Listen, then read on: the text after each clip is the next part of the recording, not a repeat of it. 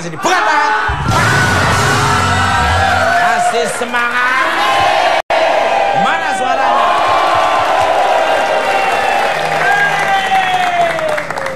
Semakin mendekati lebaran semangatnya.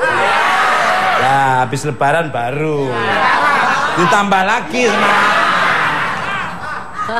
Kembali ke pemirsa. Sebelum ngobrol lebih banyak dengan para ustadz yang sangat luar biasa ini, saya punya fakta unik tentang Ustadz Danu yang katanya pernah jadi debt collector ya. Kita lihat sama-sama tayangan berikut ini.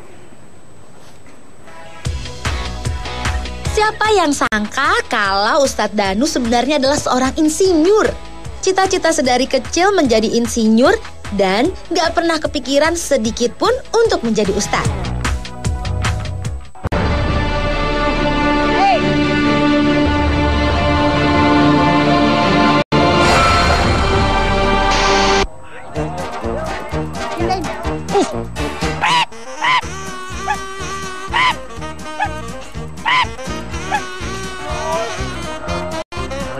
Akhir ngerecokin aja. Oi, terus Pak. Oi. Oi. Oi. Fakta kedua, Ustadz Danu yang pembawaannya tenang ternyata dulu pernah jadi seorang debt collector. Ih, serem.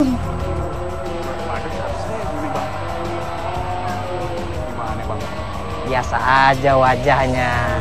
Gak usah takut. Saya debt collector syariah. Saya orang yang baik. Saya nggak mau ada pertengkaran. Yang penting Bapak Teh ingat waktu pembayaran utang dibayar. Kalau nggak dibayar, ingat loh. Di akhirat ditagih, masuk neraka, nanti disetrika. Mau? Ya. Kalau ada utang dibayar ya. Ya, maaf ya segitu dulu ya. Assalamualaikum. Ya, waalaikumsalam. Iya, berkah ya. Berkah, amin, amin. Biar rezeki banyak. Amin. Lancar ya. Ya, amin. Amin. Dipilih. Nah, yang terakhir nih, saat-saat susah, Ustadz Danu sempat jual segala macam yang bisa dijual. Murah. Dipilih yang jauh merapat, yang merapat mendekat, dipilih. Mas, semprotan nyamuk. Buat kalau di rumah banyak nyamuk, biar nyamuknya mati, Mas. Dipilih. Ayo Pak, dipilih lagi, dipulih. Kemoceng udah laku. Nah, bapaknya hadir di sini. Lumayan Bapak, ada semprotan nyamuk. Tadi kemoceng atau kuda lumping udah ada yang beli. Bapak silakan beli Pak, 50.000. Saya penjaga keamanan di sini. Saya penjual di sini Pak. Saya nggak mau beli. Kamu ngapain di sini? Dagang Pak. Pulang. Bungkus. Nggak boleh dagang di sini Pak. Nggak boleh. Dipilih. Luar biasa. Memang perjalanan hidup prosesnya tuh bermacam-macam. Yang penting endingnya. Saya bilang. Yang penting endingnya. Kapan endingnya? Monggo Pak Ustadz. Ini tadi ilustrasinya tuh sangat luar biasa. Itu bener ya Pak Ustadz. Monggo Pak Ustadz. Iya. Dulu kan karena debt collector syariah. Karena dulu kan sering jualan di pasar, jualan ini, jualan itu. Akhirnya ketemu dengan preman, Mas Tukul. Ketemu dengan preman itu memang hobi saya, jujur aja saya paling nggak suka berantem. Ngalah, akhirnya tetap dia mencoba untuk ganggu terus, akhirnya ya sudah saya ladenin. Wah, mantap. Nah, dari ladenin itu, preman itu kan biasanya kalau kalah kan manggil teman. Ya alhamdulillah kali ya, bedanya antara preman dulu itu yang ketemu sama saya dengan saya bedanya satu, saya sholat. Dia enggak. Dia hobinya mabuk, saya enggak suka. Pada waktu berantem dia mabuk, ya gampang aja jatuhinya. Mau 2, mau 3, mau 4, mau 5, silahkan. Kalau saya lagi nggak pengen ya lari aja saya. Tapi alhamdulillah walaupun dia mabuk nggak mabuk. Iya alhamdulillah. Agak ada yang berani. Alhamdulillah selama saya mencoba untuk membela diri ini dilindungi oleh Allah. Jadi tidak pernah yang namanya kepukul atau kalah ya, jelas kalah ya. Luar biasa. Silatnya beliau nggak sembarangan, muter aja. Kok nggak berhenti nggak pegang. Emangnya gangsing. Gak pernah dulu. Saya tahu sendiri. Saya tahu sendiri gak. Saya kan juga sahabatnya Ustaz Sahabat Danu, Ustaz. Bayaki. Masya Tapi tadi bagus itu Mas Tukul. Apa yang disampaikan Ustadz Danu tadi, memang mabuk ini memang mudah-mudahan di Indonesia ini bisa diberantas ya. Miras, narkoba, minuman-minuman keras itu. Karena ini adalah menjadi faktor utama munculnya kriminal di mana-mana di seluruh Indonesia. Itu. Mudah-mudahan di Indonesia bisa. Amin. Amin. Tapi jangan ada satu mabuk yang jangan diberantas Ustaz. Apa? Agak susah. Mabuk angkot. Gimana caranya? Tunainya nggak di dalam angkot tapi di atas angkot. Sambil nguap lagi. Kembali karena untuk Ustadz Bayaki dan Ustadz Danu ini kabarnya Ustadz juga bercita-cita menjadi Ustadz, untuk menjadi Ustadz. Terus kok bisa sekarang terkenal jadi Ustadz nih? Monggo dari Ustadz Bayaki dulu. Ya, menjadi seorang Ustadz ini kan pekerjaan yang sangat mulia sekali. Karena kita mengajak orang ke jalan Allah Subhanahu wa Ta'ala. Dan ada dua hal memang. Yang pertama, saya alhamdulillah dari keluarganya juga memang ya pendai ya. Jadi ada gen yang diturunkan dari keturunan. Jadi alhamdulillah bisa diteruskan. Nah, yang kedua adalah memang saya dulu di pesantren juga belajar tentang dakwah. Jadi masih di pesantren alhamdulillah. Jadi sama-sama teman itu diundang ke Madura, ke Bali, bahkan pernah ke Jakarta. Jadi masih belum keluar dari pesantren sudah diajak dakwah. Ya alhamdulillah. Jadi gen dengan ilmu jadi padu. Ya alhamdulillah menjadi dai yang ya alhamdulillah bisa sampai ke sana. Ustadz Danu monggo. Ya kalau saya Ustadz bukan, bagi saya ini subjektivitas saya. Sebagai Ustadz tuh bukan pekerjaan, tapi panggilan hati Mas Tukul. Karena kalau pekerjaan repot nanti. Saya harus minta gaji kan repot. Ini untuk saya. Padahal kan dalam Quran juga dilarang seperti itu gitu loh. Jadi istilahnya dalam Quran ceritakan kul la as'alukum alaihi ajron. Jadi katakan bahwa kamu tidak minta bayaran terhadap apa yang kamu berikan atau berikan pelajaran tentang Al-Quran. Jadi dari situlah saya sebagai Ustadz ini diizinkan oleh Allah ini sebenarnya bukan cita-cita saya, jujur aja bukan cita-cita. Barangkali karena dakwah saya yang unik aja Mas Tukul. Karena dakwah saya relatif dari urusan tentang akhlak, di mana itu nanti hubungannya dengan kesehatan, itu kan unik, tidak pernah ada di dunia ini. Dan saya bisa membuktikan bahwa ini salah satu kehebatan Islam itu di sini gitu loh. Kalau memang seorang disuruh oleh Allah Ta'ala berbuat baik, hasilnya nanti sehat. Kalau seorang tidak sehat, ya berarti dia ada yang kurang di hadapan Allah. Setuju. Nih, ambil positifnya dari ustadz-ustadzmu. Iya. Lu mau gua kasih duit tapi nggak ngeluarin tenaga. Tuh. Asik. Jadi kebiasaan lu. So dengerin tuh Mas, so dengerin. Jadi kebiasaan. Oh, men. Selamanya kamu kan gitu. Itu namanya jiwa miskin. Jiwanya aja miskin apalagi raganya. Itu dengan ambil positif. Iya. Jadi harus dengan kristalisasi kira mengeluarkan tenaga.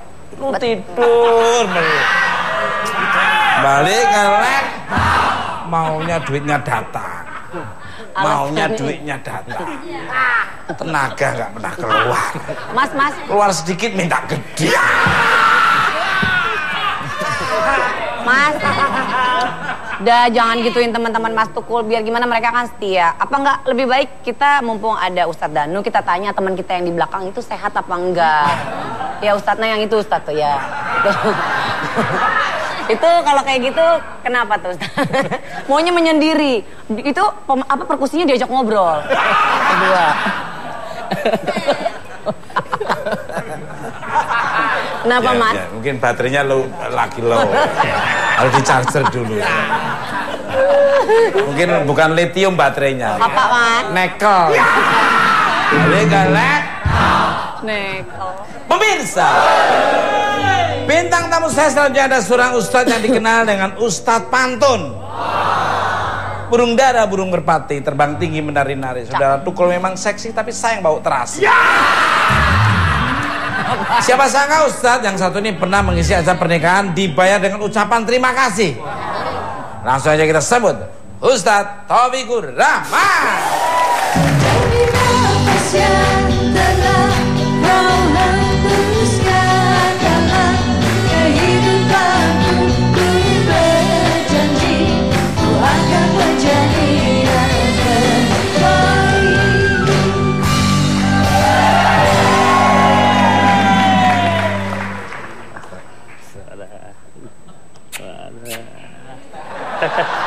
Mungkin ada pantun sedikit, satu kata, dua kata.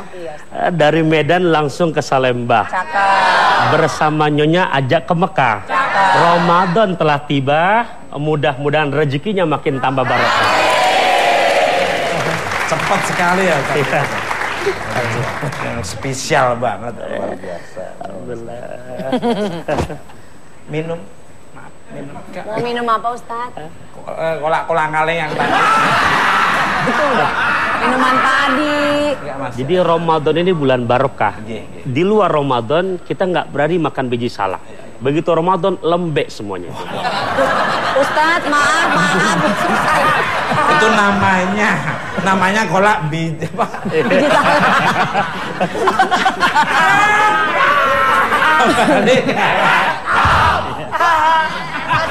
Jadi kebalikannya. Jadi di bulan Ramadan banyak berkah ya Ustadz. Afgan aja sekarang lagi diomongin karena rame setiap hari. Apa nih? Afgan maghrib Mas. Assalamualaikum warahmatullahi wabarakatuh untuk Ustadz Taufikur Rahman. Apa kabarnya? Waalaikumsalam warahmatullahi wabarakatuh Mas Tukul. Terima kasih sudah mampir di Bukan Mata, acara yang fenomenal ditunggu-tunggu oleh masyarakat seluruh alam semesta yang ada. Obama, presiden-presiden di luar negeri kalau belum nonton Bukan Mata nggak bisa tidur. Karena nggak nonton ya Mas. Tweetnya tuh sering tweet ke tweet saya. Widih, emang punya tweet. Tweet. Tweet.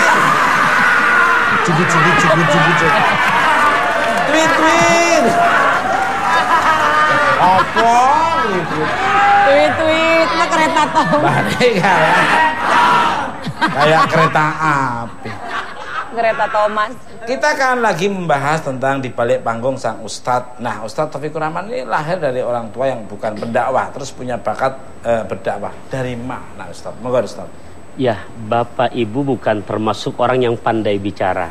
Tapi memang orang tua ibu, seorang njit ya kakek yang memang tokoh agama di wilayah Jakarta Selatan. Ya, hanya sebatas ustadz kampung, tapi alhamdulillah di anak ndak bisa melanjutkan perjuangan, jatuh di cucu. Alhamdulillah. Ya. Luar biasa. Beda jauh sama teman-teman saya. Dulu kakek-kakeknya itu pengusaha semua. Ya usaha sana usaha sini. Akhirnya jatuh di cucunya gitu. Usaha sana usaha ngakalinya gimana gitu. Barang bagus bilang nggak bagus, akhirnya ganti. Yang nggak bagus akhirnya disimpan nama dia.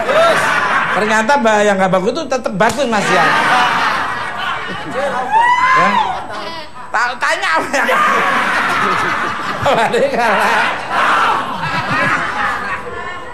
Itu bekas-bekas barang saya kemana sekarang? Gak bisa ngomong dia. Gua taruh bos di belakang rumah, itu rumahnya dia.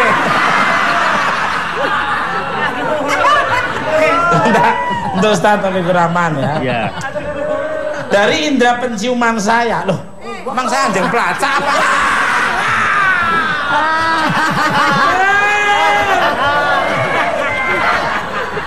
Dari indera penciuman saya. Berarti gue turunan header ya. Punya daya endus. Saya mengatakan bahwa dulu sebelum terkenal Ustadz Taufikur Rahman pernah diundang mengisi acara pernikahan, namun berujung hanya dengan ucapan terima kasih saja. Bahkan Ustadz harus pulang sendiri. Gimana ceritanya Ustadz? Ya, sebuah hikmah yang sangat amat luar biasa. Jadi 3 acara yang saya laksanakan. Satu, membaca Quran sebagai qori. Kemudian ceramahnya, dan yang ketiga baca doa. Jadi kalau secara profesional mesti 3 amplop misalnya. Iya. Tapi ya itu datang juga dijemput, pas pulang selesai mengisi acara semua itu cukup ucapan terima kasih. Alhamdulillah. Ya. Berkah sekali.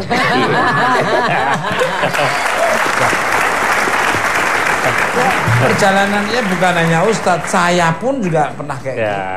Apalagi tanggal-tanggal sudah deal, sudah kita kadang-kadang ngatur jadwal-jadwal yang sudah ada terus di sini ternyata tetap ada. Itu wajar, makanya sekarang harus kita jadi dikembalikan dengan dakwah Rasulullah. Ya, kita mah nggak sampai bercucuran darah. Ya masih ada yang ucapin terima kasih. Alhamdulillah. Luar biasa. Iya. Ya, akhirnya tabungan kita itu dilipat gandakan rezeki kita dan rezekinya dia akan diperkecil lagi. Karena hak orang. Pemirsa, saya juga punya bocoran fakta tentang Ustadz Taufikur Rahman. Seperti apa bocorannya? Ini dia cuplikannya. Dia lagi nih. Fakta pertama, Ustadz keturunan Betawi asli ini emang suka ceramah dari dulu. Bahkan waktu SMP, Ustadz Taufikur Rahman pernah ceramah dari kereta ke kereta untuk mengumpulkan dana pembangunan madrasah. Sampai-sampai nih, hafal betul pemberhentian stasiun dari Kalibata sampai Jakarta Kota. Ini saya pernah ceramah di stasiun ini, pokoknya stasiun mana sudah saya ceramain. Ibu kalaupun ingin mau kemana, mau stasiun ini, saya pun tahu. Karena pengalaman saya, ibu mau stasiun mana? Mau ke Kalibata? Saya tahu, saya pernah ceramah di sana. Ibu ikut saya antar 50.000 ya Bu. 25 nih. Nawar, ya udah yuk, motor saya di sana. Tahu bener kan? Tahu orang saya ceramah di situ. Ojek. Fakta kedua, pernah dibayar hanya Rp100.000 untuk membimbing jamaah selama perjalanan 10 hari Jakarta, Bali, Lombok. Sama-sama. Namun, itu semua dijalani dengan ikhlas, yang penting ke Bali. Ini 100-nya, ini 1.000-nya. Makasih ya Pak. Ya.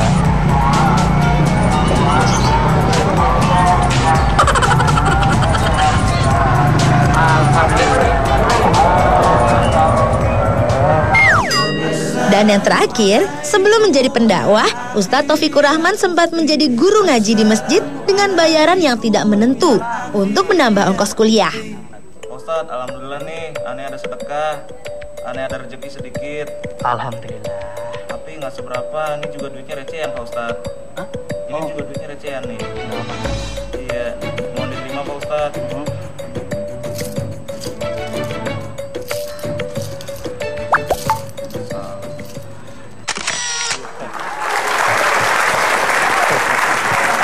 Biasa ya.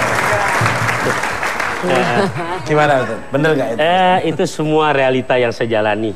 Ya, tapi inilah sekarang Allah berikan bonusnya bisa kenal Mas Tukul, Ustadz Danu, Mbak Vega, juga Ustadz Payaga. Ya, es batu di dalam gelas terasa nikmat jika dicampur dengan gula. Segala sesuatu yang diawali hati yang ikhlas pasti akan berbuah dengan nilai pahala. Gua setuju. Iya.